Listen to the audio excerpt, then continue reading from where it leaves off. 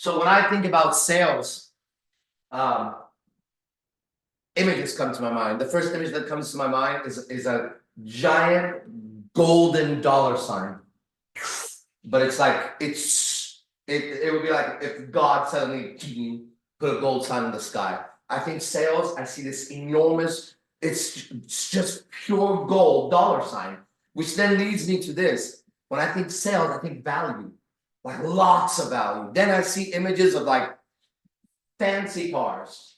I see lots with what I described, Bugattis and Lamborghinis. I see then people getting out who had nothing going for themselves except a fucking desire and a hunger to be able to drive that car one day.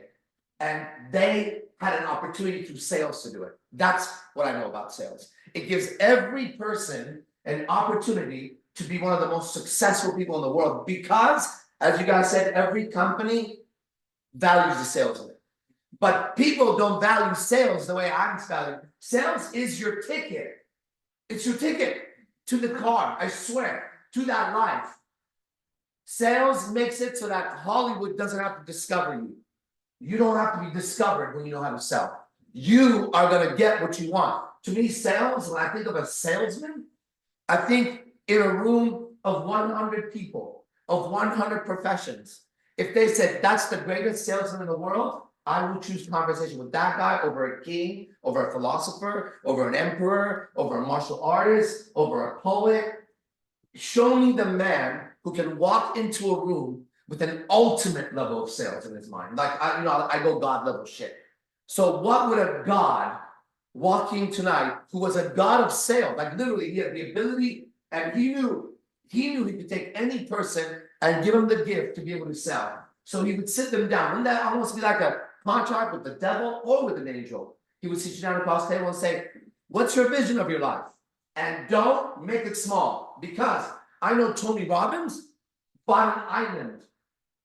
I know that fucking, who's the old guy that cusses everybody? John Pena.